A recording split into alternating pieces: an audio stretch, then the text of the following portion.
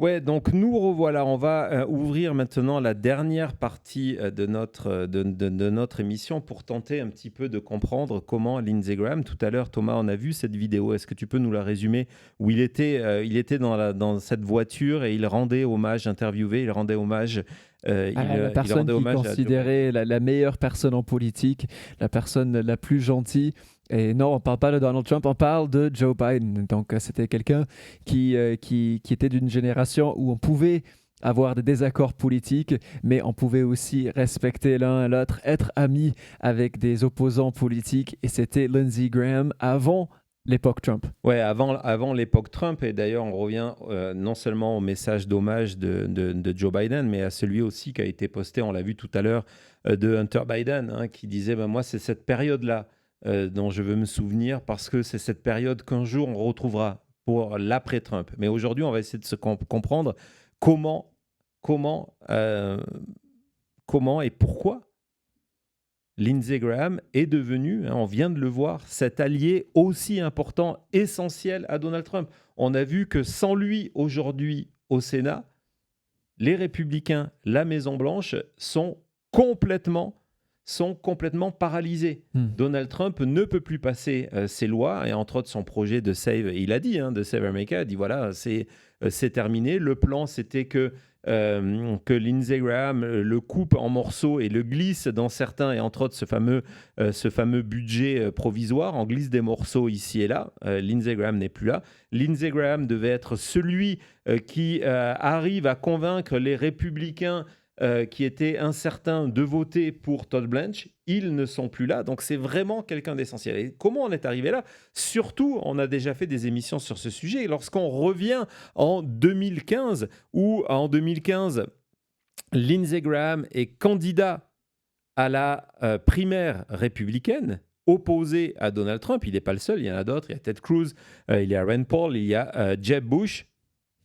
Oui, frappe. Merci, bravo Cody. Il fallait avoir un peu de silence avant. Non, c'est très, très bien. Donc, et c'est une période où Trump va, on s'en rappelle, on l'a vraiment vécu, cette campagne en direct, et le but de Trump, c'était vraiment comme un espèce de jeu de société, c'est de se dire, bah, tiens, je rattrape le gars qui est devant moi, je le détruis à chaque fois. Et on l'avait vu détruire, le premier qui avait commencé, c'était Rand Paul, en le traitant de petit caniche. Donc, il avait attaqué Rand Paul, il avait attaqué Rubio, et avant Rubio, il avait détruit Lindsey Graham. Hein. Son but, c'était de dire, voilà, une espèce de course à l'échalote où je suis le dernier, l'avant-dernier, l'avant-l'avant-dernier, et puis finalement, j'ai détruit tout le monde, je suis le premier. Et il n'avait pas hésité à humilier Lindsey Graham de multiples fois.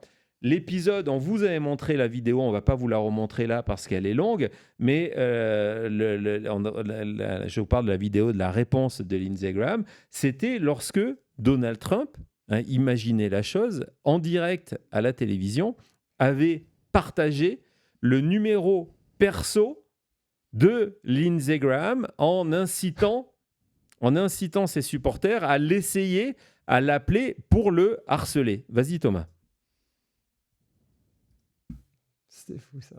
My name is Dr. Annie Andrews. So Lindsey Graham says to me, please, whatever you can do.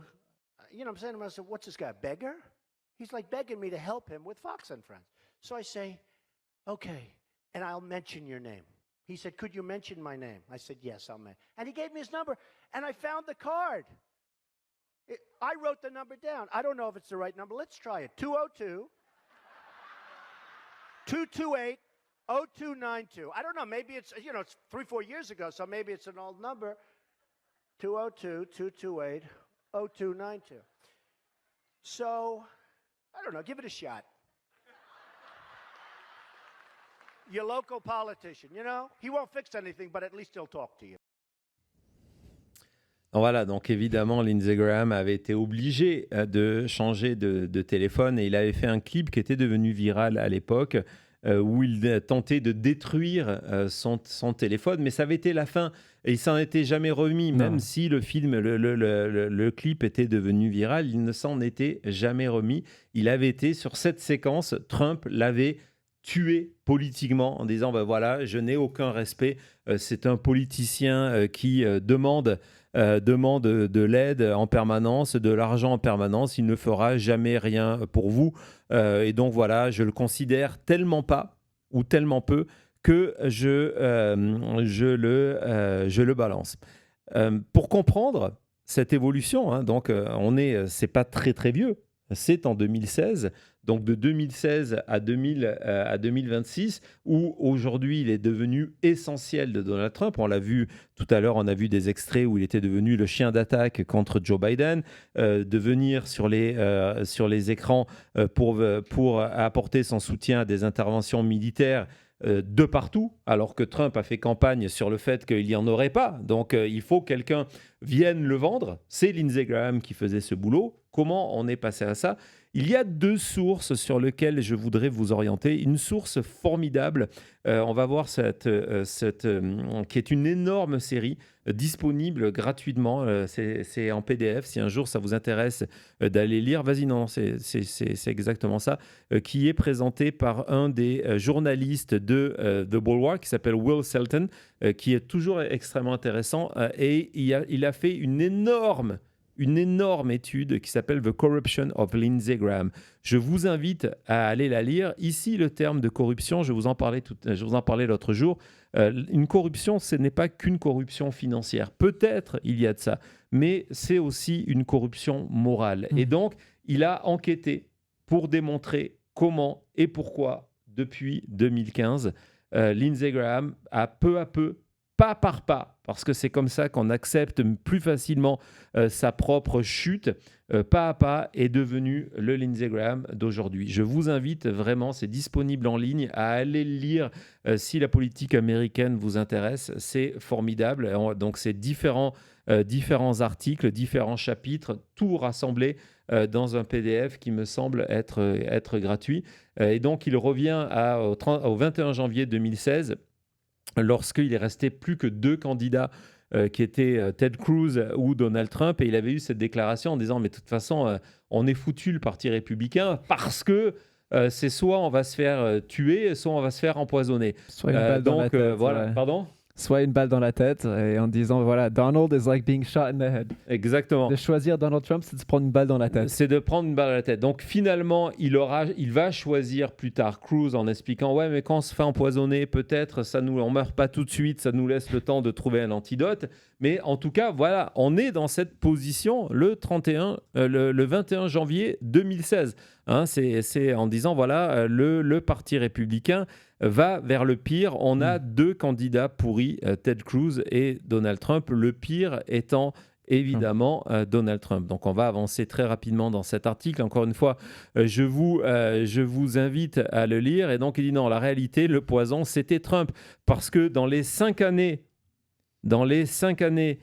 qui ont suivi, Trump a corrompu entièrement le Parti républicain. Et encore une fois, le terme corruption n'est pas que sur l'argent, mais évidemment, ça joue là-dedans. Et il dit pourquoi il s'est intéressé tu peux c'est l'expression, pourquoi il s'est intéressé à Lindsey Graham, parce que à ce moment-là, Lindsey Graham joue un rôle central à la capitulation des républicains. C'est parce que Lindsey Graham capitule, c'est parce que l'autre représentant de ce qui est interprété comme une sorte de, de raison au sein du Parti républicain. L'autre, c'est Mitt Romney, qui va annoncer assez rapidement sa retraite. Donc, les derniers regards se tournent vers Lindsey Graham. Et c'est parce que Lindsey Graham va capituler à Donald Trump que des tas de républicains modérés vont se dire, bon, si Lindsey Graham l'a fait, je peux le faire. Donc, on parle souvent en termes de politique, on appelle ça la structure de permission. Lindsey Graham, ça a été ça. Et cet article de Will Selton raconte comment il est devenu celui qui a réussi à convaincre les derniers modérés républicains qui avaient encore une voix pour s'opposer à Donald Trump, de dire non, finalement, accepter Donald Trump, c'est mieux pour nous. Oui, en privé, parce que c'est aussi la réalité de Lindsey Graham, en privé, on va expliquer qu'il est terrible, mais c'est le médium qui va nous permettre de rester au pouvoir et au contraire d'étendre nos pouvoirs. C'est par ambition du pouvoir qu'on va peu à peu se laisser dévorer par Donald Trump. Et Lindsey Graham, en étant la figure la plus emblématique du Parti républicain, je vous l'ai dit, c'est peut-être après 2016 le numéro 2 ou le numéro 3 du Parti républicain. L'autre est John McCain. John McCain va décéder. Il y a Mitt Romney, il va abandonner la partie parce que c'est devenu trop risqué pour lui. C'est un des facteurs aussi. Donc les derniers regards se tournent vers Lindsey Graham, et Lindsey Graham va dire non, je suis all-in derrière Donald Trump. Donc allez voir cet article. Deuxième article qui est extraordinaire, qui a été publié en 2020. Et vous allez voir comment cet article publié en 2020 est tellement juste en 2026. C'est un article de The Atlantic qui a été écrit par Anne Applebaum. Quel titre? Ouais. L'histoire va juger les complices. Et d'ailleurs, elle sort un nouveau livre. Le livre va être disponible en livre de poche aux États-Unis. Je vous conseille de lire Autocracy Inc. Parce que c'est une spécialiste des dictatures. C'est une historienne. Et donc, elle a fait cette analyse de se dire comment on devient complice d'un dictateur. Parce qu'en 2020, elle utilise déjà ces termes-là pour Donald Trump, en disant le pire est devant nous. En disant le pire est devant nous en 2020, et en disant comment on fait ça. Et elle va tenter de résoudre l'équation en prenant l'exemple de Lindsey Graham. C'est celui qu'elle va choisir pour toutes les raisons que je vous ai énoncées. Elle va dire, OK, je suis historienne, je suis spécialisée, elle a fait des études en Europe, elle a vécu en Europe, Anne Applebaum. Elle dit, OK, on va étudier les mécanismes de la collaboration en France, le régime de Vichy. On va utiliser les mécanismes de la collaboration de comment l'Allemagne est devenue l'Allemagne nazie et a permis la Shoah. Donc, elle va s'intéresser à ça, mais aussi les régimes communistes. Elle va évidemment aussi s'intéresser à ce qui se passe en Hongrie et elle va utiliser tout ça. Vous voyez, on est en juillet-août 2020 pour comprendre comment on trahit ses propres idéaux. Donc, l'article débute sur une étude parallèle du parcours de Lindsey Graham qui a été en Allemagne de l'Ouest et qui a aidé à dénoncer tout ce qui se passait au niveau de la dictature communiste, par exemple. Donc, c'était vraiment important du côté de l'Allemagne de l'Est. Donc, comment ce gars-là est arrivé là? Donc, elle va dire, voilà, on aurait pu penser que c'était Mitt Romney qui allait faire ce glissement, et en fait, Mitt Romney ne le fait pas. Et celui qui va le faire, c'est Lindsey Graham. Et en expliquant que c'est clair que ça paraît complètement fou de dire à un Américain, regardez, la référence, c'est la France de Vichy, la France de Pétain, mais elle dit, c'est exactement ça. Ce qui s'est passé avec ces républicains qui sont devenus des alliés de Donald Trump, c'est comme ces Français qui ont choisi Vichy en 1940. Article extraordinaire. Je vous en ai pris quelques extraits, mais encore une fois, je vous partagerai le lien parce que j'ai la possibilité de vous offrir des liens en cadeau sur un des chats de MaintenantMedia.com pour que vous ayez, si vous avez envie, évidemment, d'aller le lire parce qu'il est formidable. Vas-y Thomas, on va continuer dans cet article. Donc, elle revient sur le parcours fou de Lindsey Graham, qui est donc passé à celui qui est devenu celui qui soutient tout Donald Trump. On est en 2020. donc en disant voilà, c'est devenu son partenaire de golf, c'est devenu celui qui lui a soutenu dans ses affaires qui sont liées au fameux quiproquo, tu sais, à l'appel qui avait été fait à l'époque déjà à Zelensky. Donc elle va dire voilà, il va devenir ce bras armé, donc en se demandant pourquoi et comment il en est arrivé là, ce chien d'attaque de Donald Trump. La réponse, elle dit voilà, il y a différentes raisons. L'histoire nous démontre qu'il y a différentes manières, différentes règles. La première règle, c'est parce que je vais personnellement en bénéficier.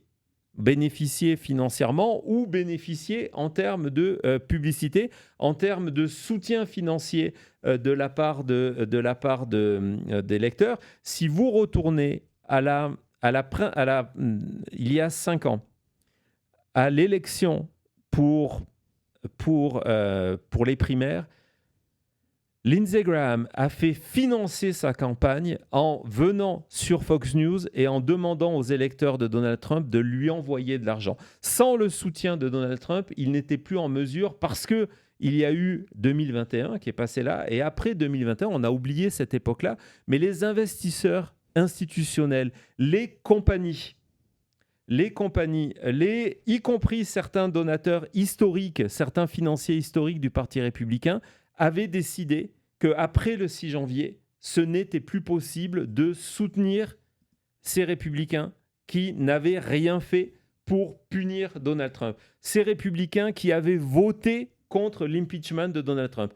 Donc, à ce moment-là, Lindsey Graham a un seul recours. C'est de se retourner vers les électeurs de Donald Trump en disant « Envoyez-moi de l'argent ». C'est tellement ridicule que ça devient un espèce de running gag sur les réseaux sociaux où à chaque passage sur Fox News, Sean Hannity principalement, allez voir les vidéos, vous avez Lindsey Graham qui pleure presque physiquement pour demander le soutien financier. Donc, première étape, c'est ça va personnellement me bénéficier. C'est à mon bénéfice de venir servir un dictateur.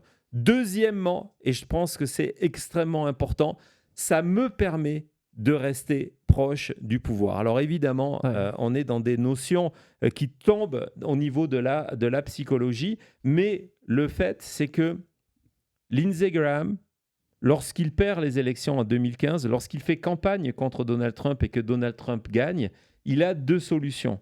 Soit il disparaît parce qu'il n'a plus de... carrière politique. Ouais, vas-y. Non, il n'aurait plus de carrière politique. Il n'a plus de carrière politique, il n'est plus proche du pouvoir. Soit il s'aligne avec Donald Trump, ce qui lui permet de dire, regardez, je continue à avoir un poids, à avoir un sens, ma parole est importante, continuez pour voter pour moi, j'ai accès à la présidence. Et donc, c'est pour ça aussi qu'il fait ce changement de direction total, parce que sinon, c'est l'oubli. Et en plus de ça, il a cette fascination avec la lumière. Hein, donc, il y a un côté psychologique en disant, ben voilà, à chaque fois qu'il est avec Trump, il dit non, mais tu te rends compte, je connais Trump, je rencontre Trump, il m'a donné son portable. C'est le cas de dire, je peux appeler le président des États-Unis. On a l'impression que c'est du niveau de la high school avec un fan qui voit le quarterback de l'équipe de football américain. Ouais, faut le voir comme ça. Donc, l'autre chose, c'est de se dire... Hein, c'est quelque chose systématiquement qu'on retrouve chez les collaborateurs de Philippe Pétain, c'est de dire, on va justifier, dire, ok, mon candidat, il n'est pas parfait, il a des défauts, hein, Donald Trump, c'est Donald Trump avec ses excès, c'est des choses qu'on entend très souvent chez les Républicains, mais regardez, le camp d'en face, ils sont pires. Le camp d'en face, ils sont pires, et donc, même si mon candidat n'est pas top, je vais accepter ses défauts. Et quand je commence à accepter ces défauts, il y a une psychologie de l'acceptation qui rentre, où ces défauts deviennent de plus en plus loin et de moins en moins importants, alors que dans la réalité, ces défauts deviennent de pire en pire, parce que c'est quelqu'un qui essaye d'installer un régime présidentiel à vie. Non, on ne les regarde plus parce qu'on préfère regarder le camp d'en face, jusqu'à devenir un chien d'attaque pour attaquer son meilleur ami. On l'a vu. Vas-y Thomas, on continue dans cette direction-là. Et donc, on explique que pour sauver un petit peu son équilibre mental, c'est que lorsqu'on est en privé, et plusieurs personnes l'ont déjà raconté, on critique Donald Trump en disant « Regardez, non, mais je suis conscient de ce qui est en train de se passer. Hein, Donald Ça Trump, nous fait du bien de dire ça. Oui, il est pourri, etc. » Donc ça rassure à titre personnel, mais dans les actes, on s'aligne sur Donald Trump. Mais le fait qu'il y a cette condamnation en privé, c'est ce qui permet à ces hommes et à ces femmes qui choisissent ce camp-là, en sachant très bien les défauts de Donald Trump, de se dire « Ok, je ne suis pas complètement pourri parce que je le sais, j'en ai conscience, mais c'est pas grave. L'essentiel, c'est qu'on ait le pouvoir. » Et ça nous permet d'arriver à ce point qui est extrêmement important, c'est la peur, de dire voilà, j'ai peur de parler, j'ai peur de m'opposer au leader. Et donc, c'est détaillé. Anne Applebaum a eu plusieurs témoignages, vas-y Thomas, plusieurs témoignages qui vont dans ce sens-là en disant, dans la réalité, on a tous peur. On n'a pas peur de la prison comme ça pouvait être le cas si vous parliez contre Hitler ou si vous parliez contre Staline. C'est pas de ce qu'on parle. On a peur d'être assassiné par Donald Trump. Le fait qu'il va nous détruire sur Twitter, le fait qu'il va nous donner un surnom qui va faire que notre carrière politique s'est terminée. La manière dont Trump a fait sa campagne, en détruisant justement certaines carrières, comme Jeb Bush par exemple, a montré aux républicains de quoi il était capable. Et en plus de ça, il a sa base derrière lui. Le fait qu'il donne le numéro de téléphone à sa base, et je peux vous dire que Lindsey Graham a dû recevoir des coups de téléphone de menaces parce qu'on sait que ça se passe tout le temps, résultat, Trump a réussi à installer cette peur. Donc, un autre des éléments, c'est la peur. On a presque terminé avec cette partie. On est en 2020. Et donc, elle dit, voilà, le prix de la collaboration, il est déjà extrêmement élevé. On est en 2020. Et elle dit, le problème, c'est qu'une fois qu'on est rentré dans cette phase de collaboration, c'est très dur de s'en sortir. Et au contraire, on accepte un point. De plus en plus. On accepte un deuxième, on accepte un troisième. Et elle dit... Le pire pourrait se passer. On est pendant l'été 2020, avant le 6 janvier. Et elle dit, regardez ce qui va se passer en novembre. Parce que Donald Trump a eu la permission morale de ces personnes qui sont les gardiens de la démocratie, les gardiens de l'institution américaine, de lui dire, fais ce que tu veux, on sera là derrière. Et donc, elle revient sur tout ça en disant qu'elle était extrêmement inquiète sur les élections qui allaient arriver parce que Donald Trump avait désormais cette permission tacite de personnes comme Lindsey Graham. Quand Lindsey Graham a apporté son soutien absolu à Donald Trump, il lui a dit « Tu as le soutien du Parti républicain. Fais ce que tu veux. Le Parti républicain restera derrière. » Donc...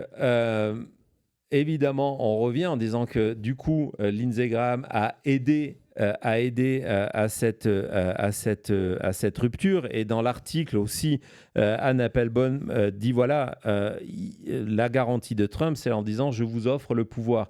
C'est-à-dire que je vous offre la proximité avec le pouvoir et puis je vais vous donner ce que vous avez toujours voulu recevoir. Des juges à la Cour suprême pour revenir sur l'avortement, pas de problème. Vous me soutenez.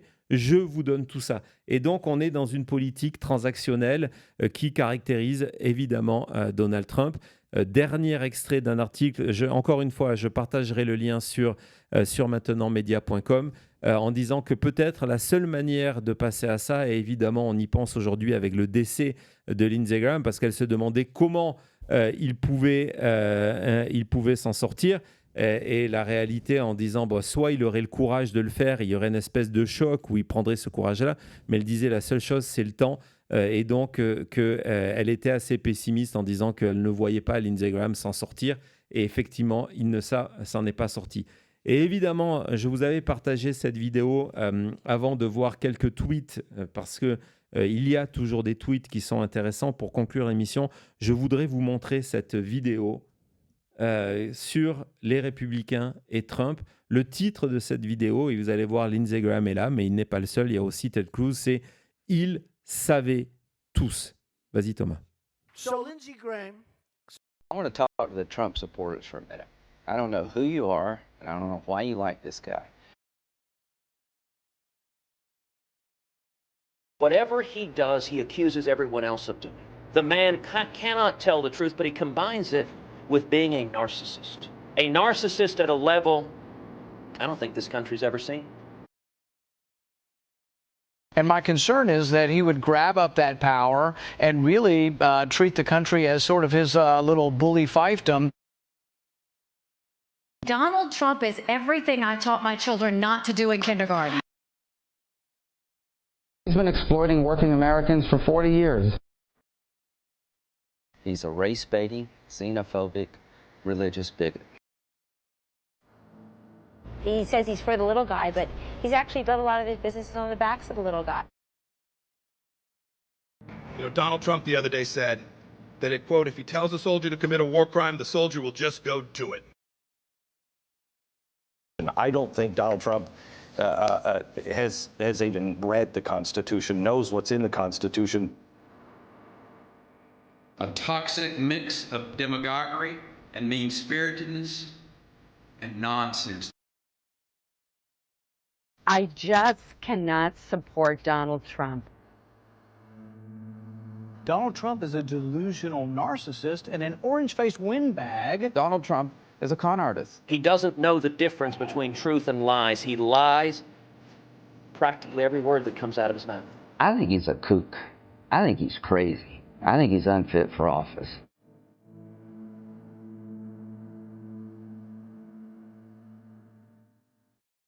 Ouais, je sais que c'est pas la première fois que je vous passe cette vidéo et elle a toujours le même effet, non? Ouais, elle est parfaite. Elle est parfaite. Elle est à voir et à revoir. Ouais, et toi, Cody, t'en penses quoi? Elle est à voir et à revoir, comme le dit Thomas. Et en plus, tu peux rajouter plus de personnes à cette liste. Tu peux rajouter des J.D. Vance. Tu peux rajouter n'importe quel allié quasiment de Donald Trump dans les dernières 10 années. Et de dire, regardez, c'est les gens qui, à un moment, le traitaient du pire. Et du jour au lendemain, quasiment, ont complètement changé de position sur Trump, au moins publiquement, pour du pouvoir, pour l'argent, pour une place dans le Sénat ou le Congrès ou même dans son administration. Et c'est vraiment honteux de voir ça et ensuite d'avoir ces personnes qui viennent nous donner des leçons de morale sur ce qu'il faut faire dans la vie quand ils ne peuvent même pas se décider où ils se positionnent envers Donald Trump. Ouais, et puis c'est vrai, tu peux peut-être nous détailler un petit peu ça. C'est une très très bonne remarque. Tu viens de parler de J.D. Vance. Oui, J.D. Vance qui n'est pas dans ça, qui s'est présenté comme un never Trumper, qui disait que Trump c'est Hitler, qui disait qu'il n'allait jamais voter pour Trump ou jamais être associé à Trump et qui maintenant n'a pas le chien d'attaque parce qu'il c'est juste le lapdog quoi, de Trump.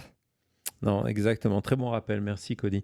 Parce qu'effectivement, c'est la même logique et les mêmes raisons, cette soif de pouvoir, de dire ça me bénéficie à titre personnel. On a reconnu Marco Rubio, entre autres, là-dedans. Ted Cruz. Son ami Marco, qui est aujourd'hui ministre des Affaires étrangères de Donald Trump. Enfin, je voulais terminer cette émission, j'ai pas dit une émission hommage, c'était pas une émission hommage, on a essayé d'être le plus juste possible et le plus complet possible sur ce décès de Lindsey Graham. On a vu des positions courageuses pour soutenir l'Ukraine contre la Russie. Il a toujours été constant pour nommer la Russie comme étant l'agresseur. Ça fait fou de le dire comme ça, mais plusieurs républicains, dont Donald Trump, changent cette vérité-là, de placer en gros l'Ukraine comme étant l'agresseur et le début de la guerre, les actes de Poutine comme une réponse à une agression, alors que c'est le contraire. Lui, il a toujours été constant là-dessus. Donc, on a vu ça. On a vu aussi ses positions par rapport à Israël, par rapport à l'Iran, par rapport à Cuba, par rapport à l'Irak de Saddam Hussein, par rapport à Gaza. Donc, c'était assez clair. On a vu son changement politique, sa trahison, accepter de devenir ce chien d'attaque de Donald Trump. On a vu aussi comment son décès pose d'énormes problèmes au pluriel aux républicains, Chambre des représentants, Sénat, confirmation de Todd Blanche, peut-être le problème de remplacer un juge de la Cour suprême. Donc il y a tout ça. On a vu aussi qu'il y a une campagne extraordinaire qui va naître du côté de la Caroline du Sud avec la candidate démocrate Annie Andrews. À suivre, évidemment à suivre. Et je voudrais terminer cette partie par 3 tweets. 3 tweets écrits par Lindsey Graham. On est très honnête. Ici, on termine par ses propres mots. Donc, on va voir, ce sont des tweets authentiques. De Lindsey Graham, on est toujours en 2016, qui nous expliquait que Donald Trump n'était pas un républicain conservateur. C'est un opportuniste et qu'il n'est pas dans l'état d'être le président des États-Unis d'Amérique. Ce sont les mots de Lindsey Graham. Tout juste, pas que pour 2016. 10 ans plus tard, oui. Exactement. Deuxième tweet de Lindsey Graham. Donald Trump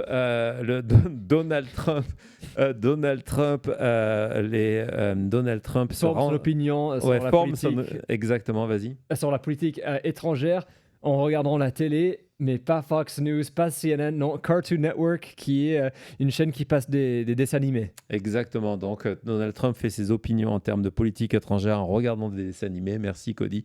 Et le dernier, qui est peut-être le plus important et qui est tellement vrai et qui est au cœur de la chute, merci Lindsey Graham, en disant si on choisit Trump, on sera détruit et on le méritera bien.